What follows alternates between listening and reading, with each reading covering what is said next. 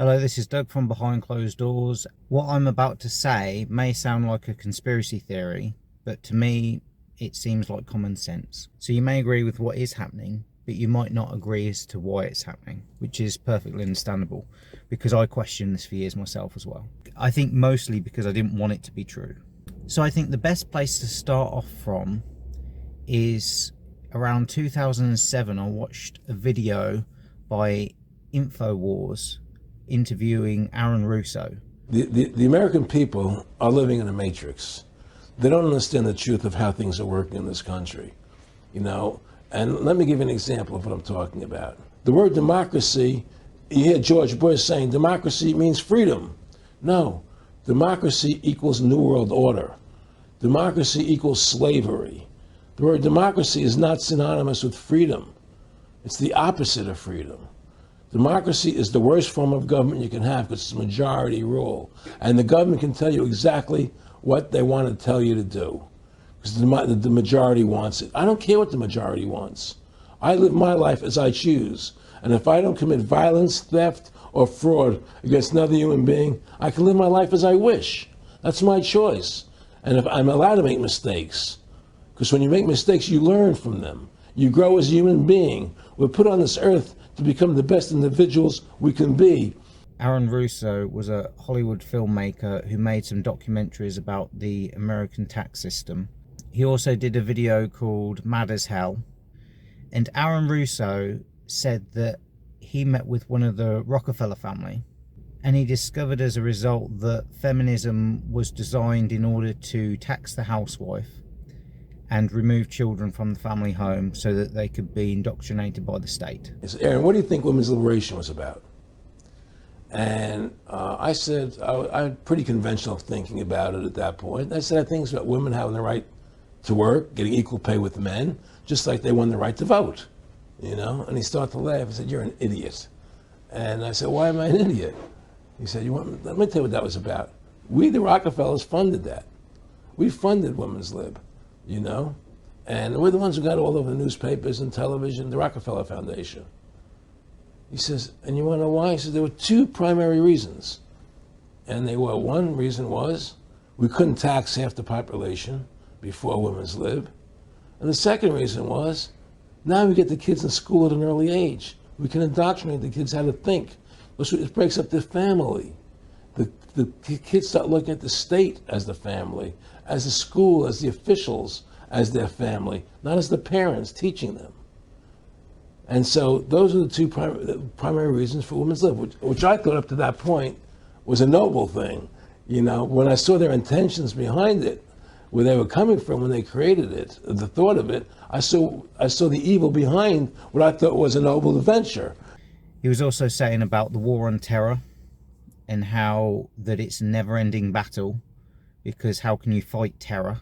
Terror is a concept, it's an emotion, it's not something that is a country or something that can be defeated. It's forever ongoing because there's always going to be terror in the world.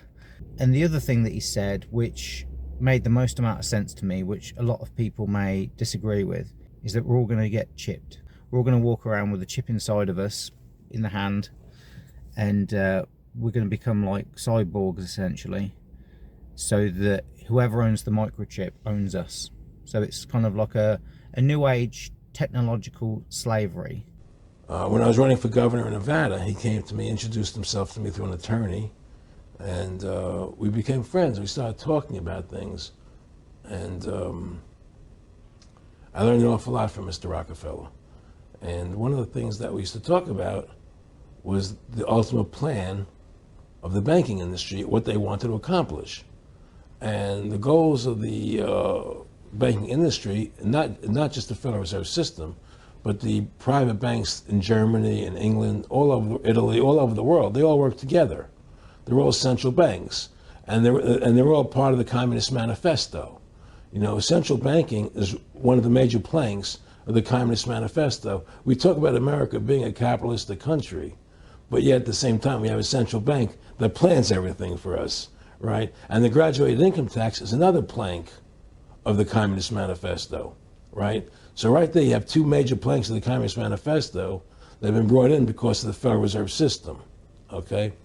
So the ultimate goal that these people have in mind is the goal to create a one world government run by the banking industry, run by the bankers, and they're doing it in sections. The European currency, the euro, and the European Constitution is one part of it.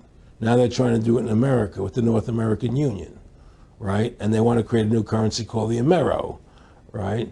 And the whole agenda is to create a one world government where everybody has an RFID chip implanted in them. All money is to be in those chips, right? There'll be no more cash. And this is getting me straight from Rockefeller himself. This is what they want to accomplish.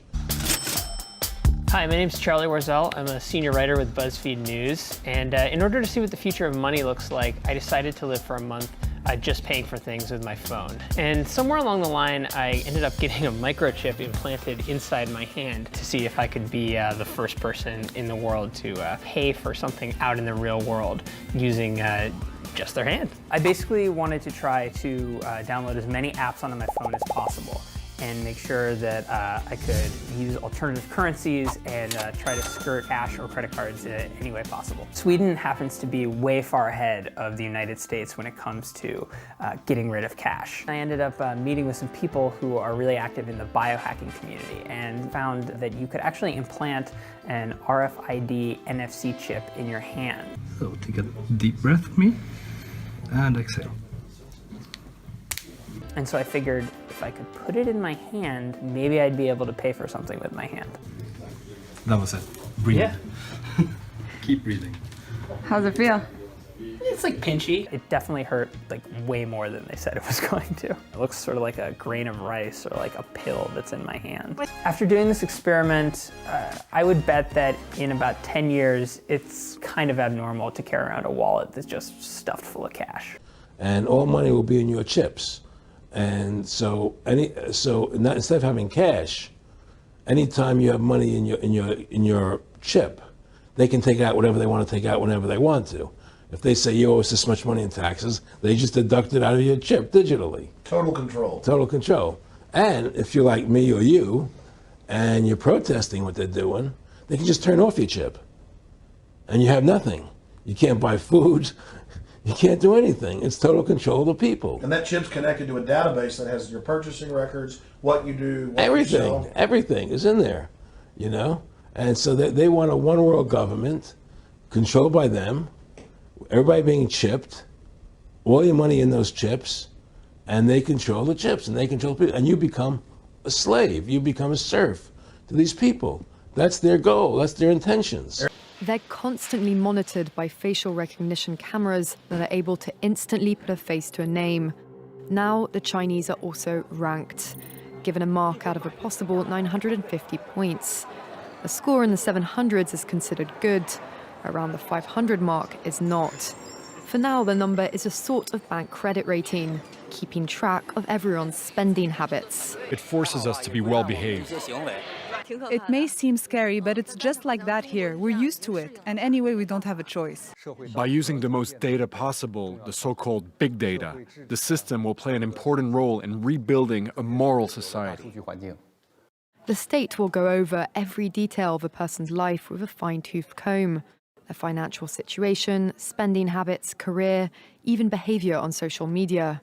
Criticizing the government online or displaying outward signs of wealth is a no-no. On the other hand, praising the party or giving blood increases your social credit. A good score brings benefits, but people with low scores lose rights. The cinema names and shames people considered untrustworthy, plastering their details, even their addresses, across big screens. It's a matter of principle. Those people have to be condemned. Those people aren't honest, so they have to pay the price. It's only right to pay your debts. You have to blacklist those that don't. Among them is this journalist, Liu Hu. He got a little too close to uncovering corruption among high-profile party members. After being sued for defamation by the subject of a story he'd written, he was blacklisted. But he only realized when he tried to buy a train ticket and was told he was banned from traveling. That tells me I'm still on the blacklist. Punished, because he's been branded untrustworthy by the state. Once you're blacklisted, you can no longer get a bank loan, start a business, buy an apartment, or even send your children to a private school. Yu Hu is among a tiny minority of people who have dared to criticize the system, which some are calling a digital dictatorship.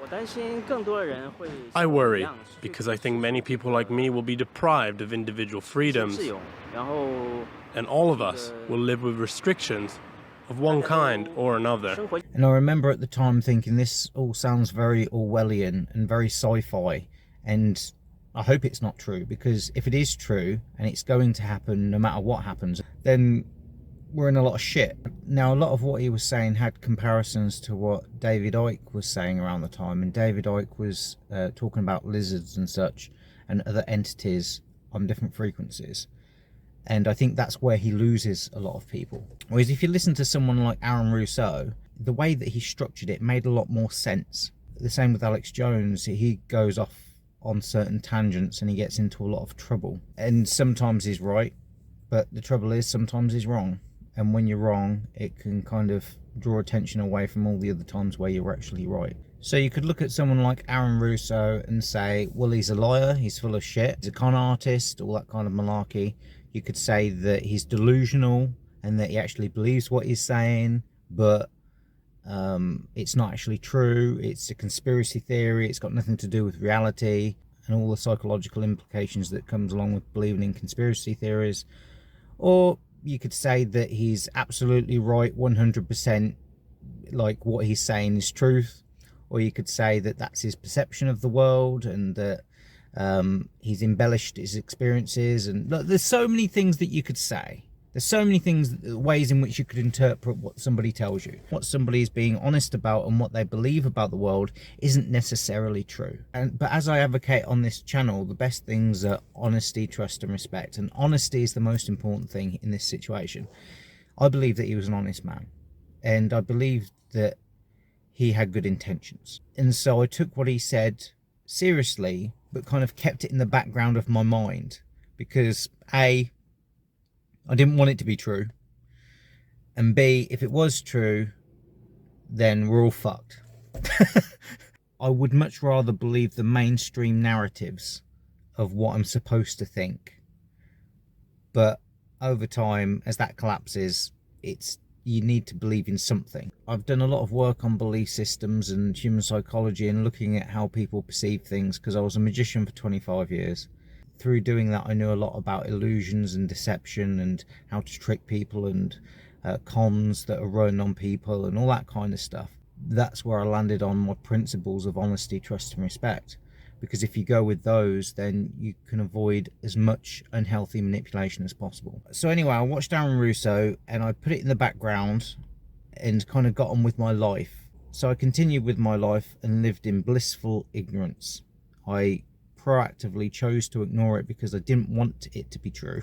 I want to make this clear. This is not like a cognitive bias. I thought it may be true and I chose to ignore it because I didn't want it to be true. It's kind of the opposite of a cognitive bias, but it kind of found its way to me anyway. And this is another reason why I didn't want to believe it, because it kind of imposes the idea that somebody else has control over your life other than you. I like the idea of free will. I like the idea of freedom.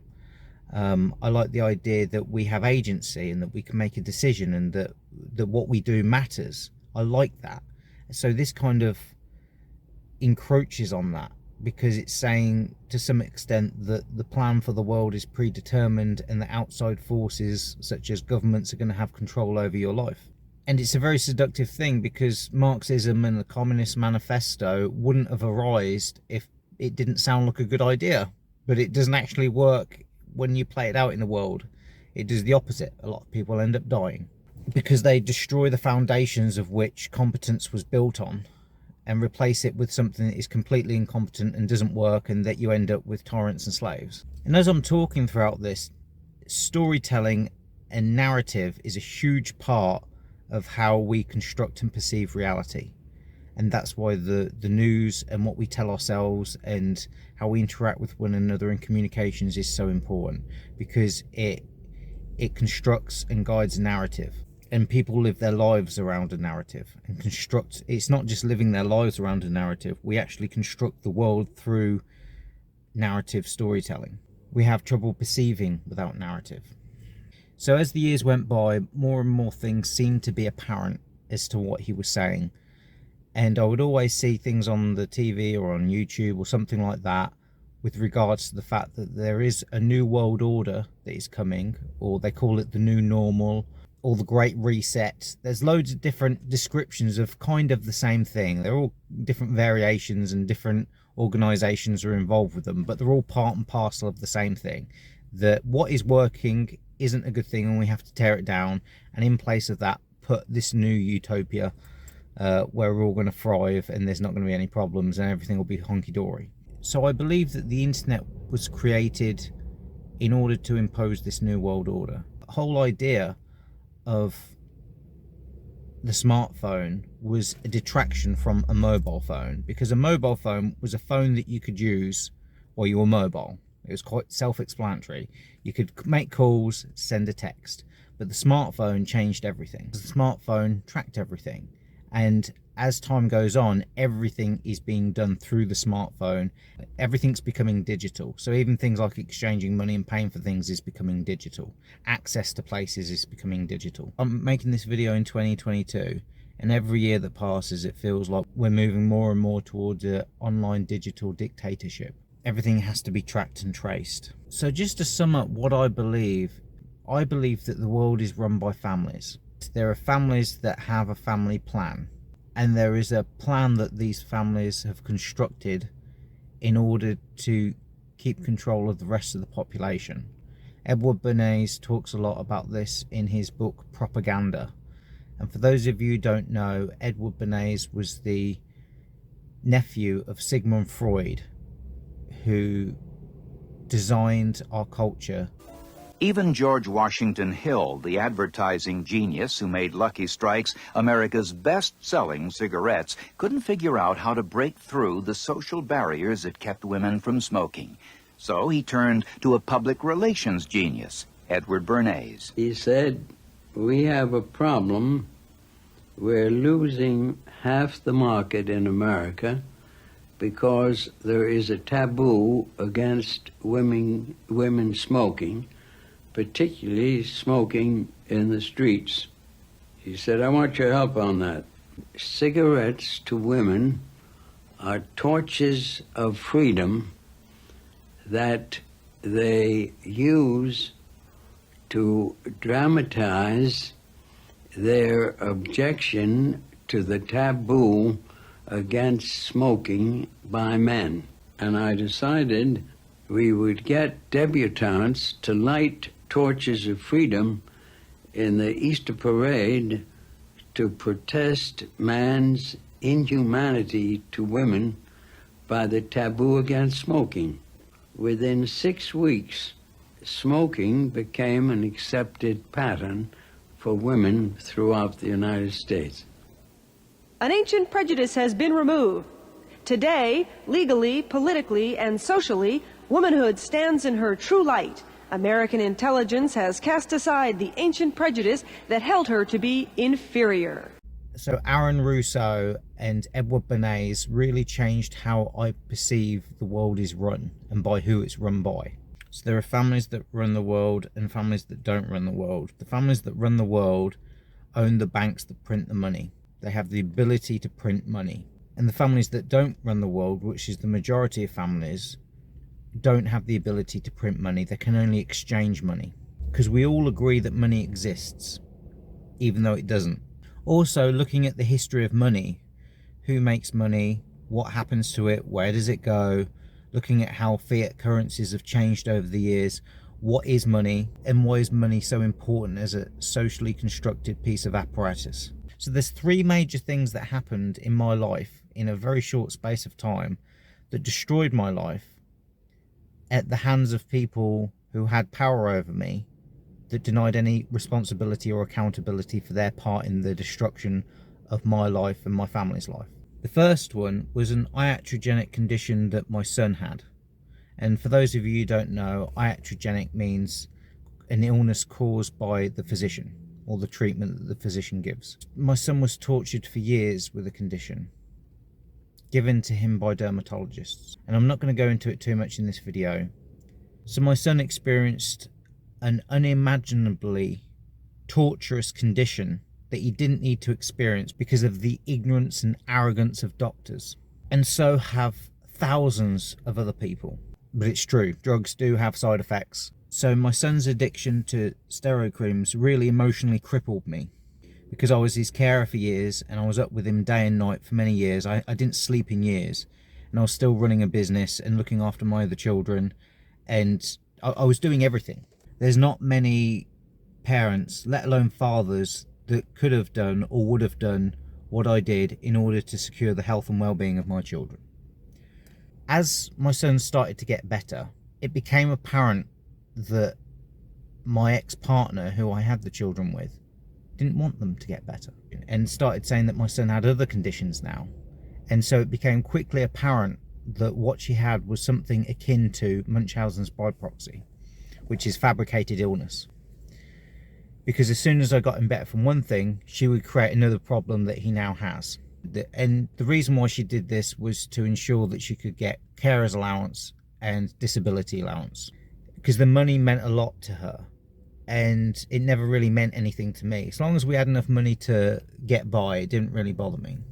And she initiated family court proceedings in 2017 after she moved in with me to try and take the house off me and take the children off me and banish me from the family home and the children's lives. The reason why she wanted to separate was because she wanted to get married, and I didn't want to get married. She decided to end the relationship in 2016, which is fine. You know, if someone's not happy in a relationship, then they're free to leave it.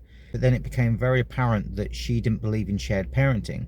She wanted to have the children, and she wanted to make sure that I never got to see the children, because again, she would get more money for this, she would get housing for this. And so the only way to do that was to either leave the home with the children or to have me taken out the family property. And she used coercive controlling behaviour in order to destroy my life and control what I could and couldn't do and who I could and couldn't see. So she was rewarded for her criminal act of coercive controlling behaviour, and she was rewarded for her Munchausen's by proxy. So the coercive controlling behaviour secured a house for her with the finances and the children, because children are worth money, because you get child benefit and child maintenance and tax credits and various other benefits, especially why she kept him sick, because then you get carer's allowance and disability allowance. So it's all about housing and money. So the reason why she used coercive controlling behaviour and child abuse was to get housing and money for herself. And also its reputation, because by destroying my reputation and saying that I'm a terrible father, I'm not safe to be around children, and that and she used gaslighting a lot. That was the because I wasn't a violent person or anything. I was one of the best dads you can imagine, and so because I wasn't a bad person and she was the violent one, and she was violent on a regular basis, the only way that she could do it was by saying that I was mentally ill and that I was mentally unstable to be able to be anywhere near children. What happens in the family court is very similar to what happened in the Johnny Depp Amber Heard court case that was made public, and I've done a video on that, and I'll post that in the recommended videos section, because reality doesn't matter, all that matters is what she said. Now Johnny Depp, after fighting for 6 years and spending millions and millions of pounds and losing millions and millions of pounds, and the destruction of his reputation, has got some justice. And there was a huge campaign for justice for Johnny, and he managed to get it. No innocent person deserves all that. She did everything that you would expect of a person that didn't deserve to have children. In the family court, she was rewarded for it, because the family court rewards conflict. And I've done many videos on the family court, and no one's happy with the family court from either side. And what's amazing about the family court is that justice isn't done, and it isn't seen to be done, because you can't talk about what happens in a family court. So criminal acts can occur and child abuse can occur, and nobody can talk about it. So the first one was the iatrogenic condition. The second one was the family courts, because in a family court, reality doesn't matter. All that matters are the feelings of the applicant at the time that they made the order. So even if she says something and it's not true, and you can prove that it's not true and that she has done it, not I, It doesn't matter. That goes out the window because facts and evidence and beyond reasonable doubt don't apply in a family court. It's balance of probability based on the feelings of the applicant. So if you say that this is a cup and she feels that it's not a cup, she feels that it's a knife, then she wins because it's based on her feelings, not based on reality. Now this sounds very bizarre, but it's what goes on. And so what they do is they say that in order to be reasonable, when the family home breaks down, you need to be able to have mediation in order to be able to negotiate shared parenting. And because there's no shared parenting bill in place, because they tried to get it put in place with the assumption that people share children after a separation, the feminists didn't want that. So what they done, they're very hostile to the idea, because the feminism is the destruction of the family home. So they're very hostile to the idea of shared parenting, because from the feminist mindset, all men are evil and need to be destroyed, and there needs to be this female utopia put in place. So in order to be able to negotiate and to be able to have shared parenting, and you have to be able to communicate and go through a process of mediation to decide what the plan is going to be moving forward. But all they have to then say is that it's emotionally inconvenient for me to mediate and communicate. So the moment that they say that, they're a victim of molestation. So mediation is molestation. Communication is molestation. So that was the second one, the family court. And the third one was the old scamdemic, the coronavirus, the old COVID malarkey, where they said that the coronavirus, which is quintessentially the common cold, is now the greatest threat to humanity, and we're in a pandemic and we need to destroy capitalism in order to preserve life. The insanity of the whole COVID bullshit, and again, I've done videos on this and there's been loads of people talking about it now, and I was one of the first people right in the beginning to say that it was a load of bullshit and to take the piss out of it and to say that, look, this isn't what they're making it out to be. And all the people that lied throughout the whole thing and did a complete U-turn. The thing that I learned after the COVID thing was that, one is that people are more susceptible than I thought. Because you say, well, does hypnosis exist or not? Well, hypnosis is just a form of storytelling. If you believe a story, then you're in hypnosis. If you're believing it, if you're believing that thought that you're a chicken and you're clucking on stage, then you're in hypnosis. If you're going around wearing a mask, believing that you're a virus and the greatest threat to humanity, and you can't see anyone that you love because you're just going to pass on a disease that is going to kill everyone, then you're in hypnosis. You're all hypnotized. And I didn't fall for it.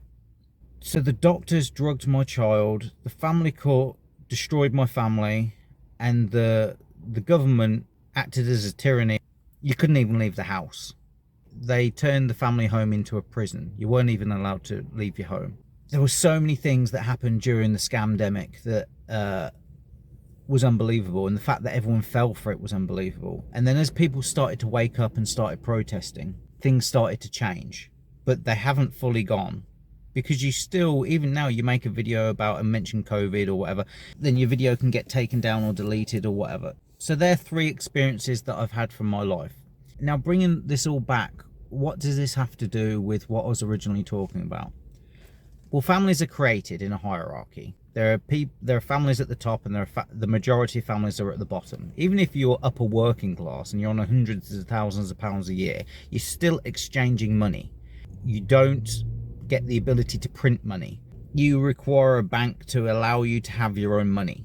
When you look into how the whole banking system works, you don't really get to own your own money. So the families that run the world want to destroy your family. So everything that's been done, whether it's in the name of COVID or drugging children, or they're literally killing you with these experimental vaccines, it's all destruction of the family home. They're saying that there's too many people on the planet and we need to get rid of some families in order to preserve the planet, because now the planet is the most important thing in the world. So what these powerful families are doing is that in order to maintain their power at the top, they've got to destroy and disable the families at the bottom in order to keep them dispossessed and disenfranchised and powerless in order for them to maintain their power. That's why so much emphasis has been put on the destruction of the family home, because families are powerful.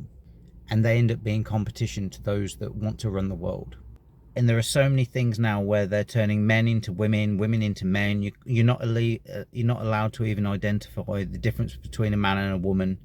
Feminism set up the whole family court in order to take out the man in the family home, because if you're going to attack the family home, the strongest person that is prepared to die for his family, that is the most capable, is the man, is the father. So the whole system's set up, feminists have set up the whole system in the family court to destroy the father and take him out of the family home, so that women are in charge of children, and then you get the schools to take the children off the women.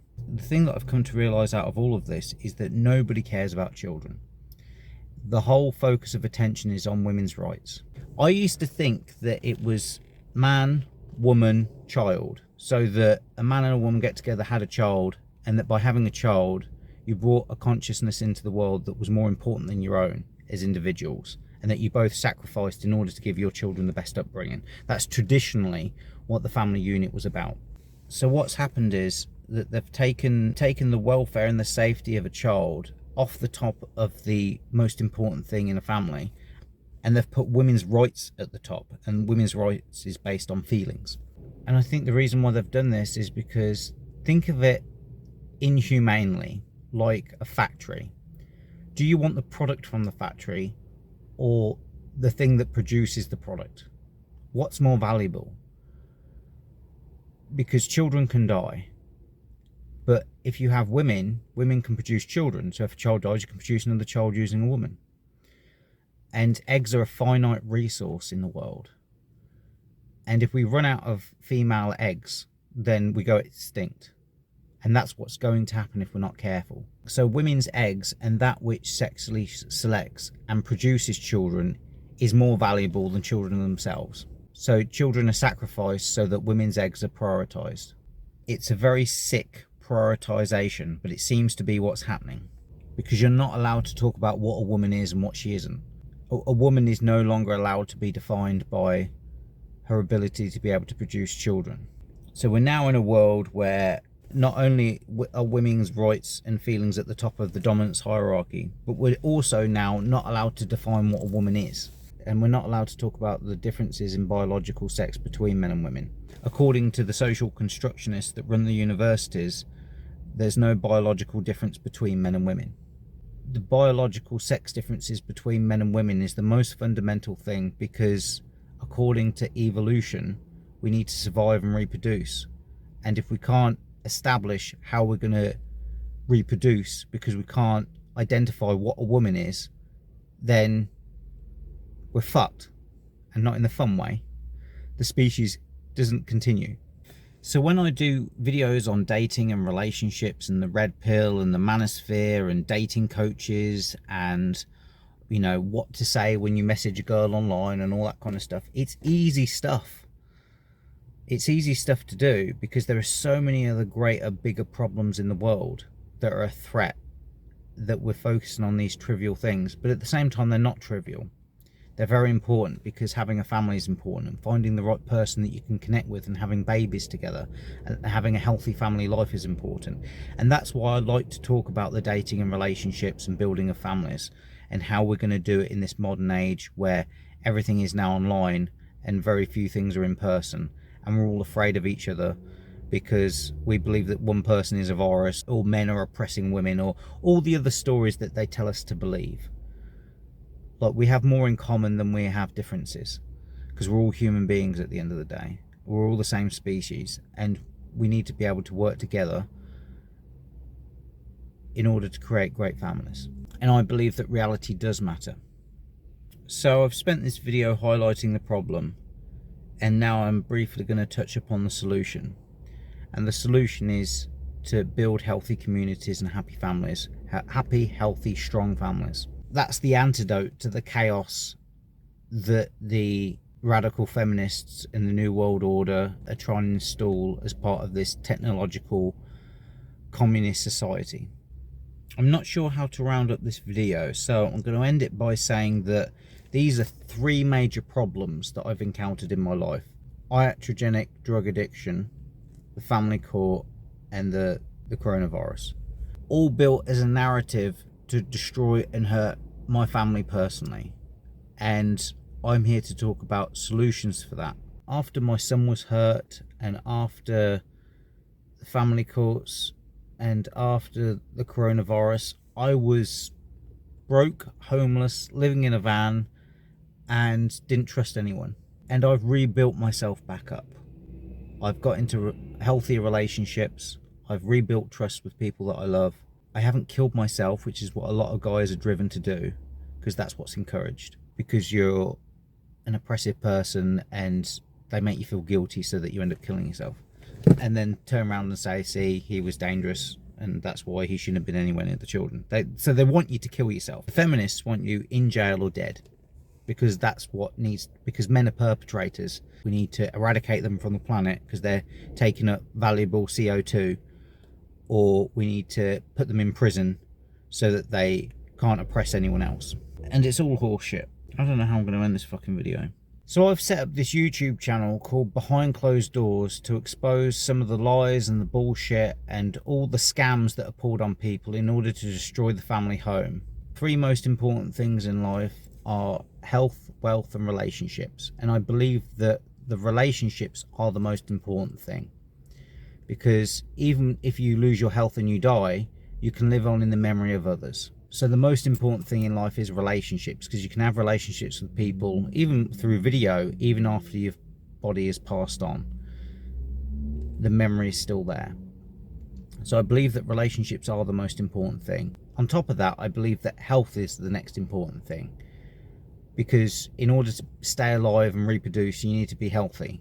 So I believe that between the 3 areas, relationships are the most important thing, health is the next important thing, and then the money, wealth, is just to facilitate those 2 really. It's just to make sure that you can afford to go to hospital, you can afford to have children, you can afford to be able to say what you think and feel and believe. And that's why this channel Behind Closed Doors focuses on relationships. And at the core of relationships, I believe, is honesty, trust and respect. The reason why I say honesty instead of truth is because we don't know the truth. According to evolution by natural selection and evolutionary game theory, Donald Hoffman in the book The Case Against Reality points out that the probability that we see truth is 0. If people are honest with each other, you're going to build trust. Because at the moment we live in a society where nobody trusts anybody, because politically, financially, emotionally, legally, everything's been broken in order to replace what built the Western world with this new world order. So being honest will build trust. Respect should be what flows naturally from being honest and trusting somebody. Honesty, trust and respect is an internal framework that will create a better relationship with yourself and therefore attract better relationships with people outside of yourself. Because I believe that the greatest relationship that we ever get into is the one with ourselves, because you can take everything away from a person, but if they have a good relationship with themselves, they have a good peace of mind. So I hope this video has been of benefit. I hope that you check out some of the other videos on the channel and they're of value to you, because I really do believe that everybody should be working on cultivating a good relationship with themselves in order to create good relationships and networks with other people. Because how can you lie to yourself and expect others to be honest? How can you disrespect yourself and expect other people to respect you? How can you not trust yourself and expect others to trust you, or you to trust other people, if you don't trust your own perceptions? You need honesty, trust and respect for yourself. And then once you get it for yourself, then you'll be able to attract that into your life. But if you're still deceiving yourself and you're still lying to yourself and you're still neglecting yourself or disrespecting yourself, you're going to attract that as well.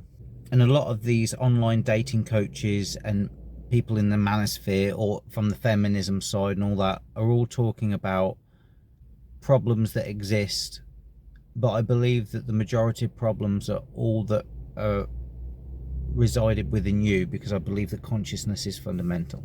I'm going to bring this video to a close. Thank you very much for watching. Check out some of my other videos and let me know what you thought about this. Thank you very much for watching. And they can do whatever they want. They scare the hell out of the American public. Look, this whole war on terror is a fraud. It's a farce. It's very difficult to say it out loud because people are intimidated against saying it. Because if you say it, they want to make you into a nutcase. But the truth has to come out. That's why I'm doing this interview, you know. And I used to say to him, what's the point of all this? You have all the money in the world you need. You have all the power you need. What's the point? You know, what's the end goal? And he said the end goal is to get everybody chipped, to control the whole society, to have the bankers, the elite people, you know, the bankers and some governor controlling the world. And I said, do all the people in the Council on Foreign Relations believe this way you do? He said, no. You know, most of them believe they're doing the right thing. A lot of them believe it's better off being socialistic. You know, we have to convince people that that socialism is really capitalism. Because America is becoming a socialist country. It's a communist country today. Hello, my name is Doug and I've created a video tutorial called What to Message a Girl for Online Dating Success. The reason why I've created this product is to help those men out there who are dating online but are not getting the replies or getting the dates that they desire.